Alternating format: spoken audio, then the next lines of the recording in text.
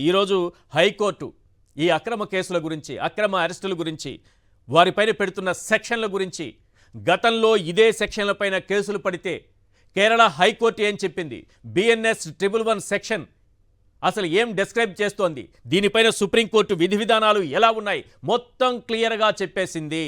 So ఇక్కడ ప్రభుత్వం ఒక నియంతలా వ్యవహరిస్తూ సోషల్ మీడియాలో చంద్రబాబు ప్రభుత్వ వైఫల్యాలను ప్రశ్నించే ప్రతి ఒక్కరిపైన బిఎన్ఎస్ 111 అంటే వ్యవస్థీకృత నేరాలకు పాల్పడుతున్నారంటూ వాళ్ళపైన అక్రమ కేసులు పెట్టేస్తూ వాళ్ళని జైల్లోకి నెట్టేస్తామనుకుంటే ఇక నుంచి కోర్టులు చూస్తూ ఊరుకోవనేది చాలా క్లియర్గా అర్థమైపోయింది.